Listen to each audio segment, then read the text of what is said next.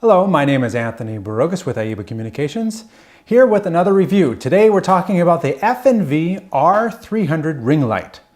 I'm using the Ringlight right now, and you will recall that I did a review of the Rosco Ringlight, and we're in the same situation where I'm using the Ringlight on one camera, and with a second camera I am shooting me using the Ringlight in front of the same window that I used before.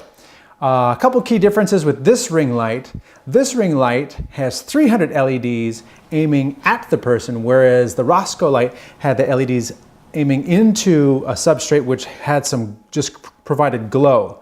The ring light from F&V comes with these magnetic filters, and these will clip on. So I have a filter on here for diffusion right now, if I can grab it off. So this is the bare LED lights shining right at me, and this is the diffusion filter, and I can just easily put that on because it has magnets.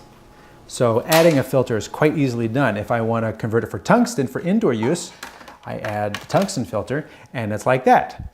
Now, both of these filters that I'm using are translucent. I can still see the individual LEDs, and if you were going to look for, if you're doing like a really tight shot, you might see the individual LED reflections in the eyes. So F&V has another diffuser which they call Milk. It's very opaque and cuts down the amount of light, but reduces the individual reflections and provides this very soft glow, much like the Rosco light. Now, the key features that I did not like about the Rosco light were that it required an external 12-volt source. I'm going to put this one back on.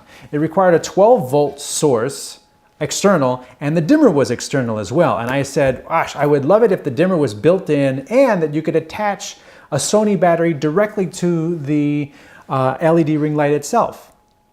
And that's exactly how the F&V ring light works.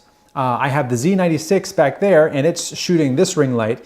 It's completely self-contained, and I'm actually using a rail and sled system from F&V.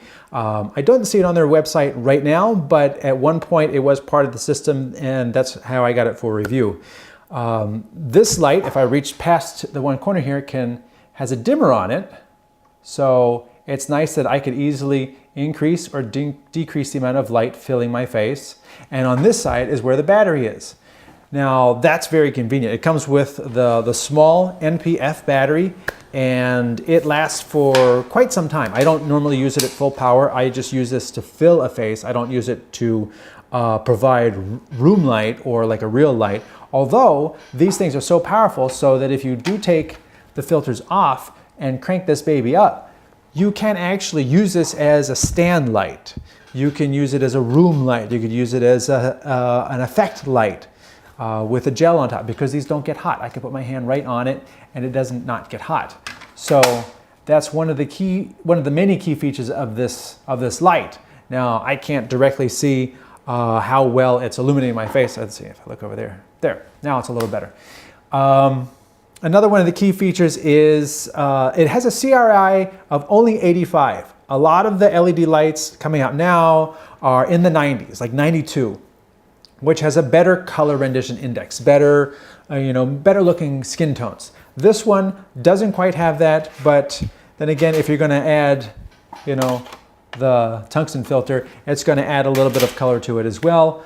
And this light on their website right now is only $199, so it's a lot of light and a lot of capability in what I feel is a pretty affordable package, especially in terms of a ring light. So let's take a look at what the ring light actually, the construction of the ring light. On here, you have the dimmer knob where you can increase and decrease the brightness. Now, the website says it's 0 to 100% flicker free. What I found is when I get down to the lower settings, you can actually see the steps as it's going down.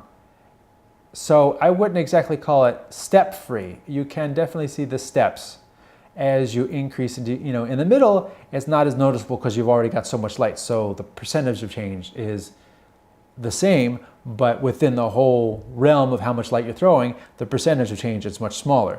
When you get down to a little bit of light, those steps become much more visible. But you can dim it all the way down to the bottom. Now, the other thing is, It takes the NPF battery, and it can take the small one or the large one. So you can have this thing up on a stand probably for, hours, and this thing will provide light. I don't have a conclusive test on that, but I just wanted to relate that it takes different size batteries. It also has a 12-volt input, so if you're going to feed it just straight DC, either from an on-camera battery, a bigger brick battery, or an AC to DC adapter, this thing will just run and run and run and run. And lastly, it's very light. Like I said, I have it on a rail system, which F&V provided for this review. It also comes with, it has available as an option a stand adapter, so that you can just take this light and put it on top of a stand as any other type of stand light. And with that capability, it becomes almost a natural part of your lighting kit, which you can use either on your camera as I'm using it, or on a stand, and changing them is quite easy. Some of the features of the rail system are that the light can move up and down on the rail holder.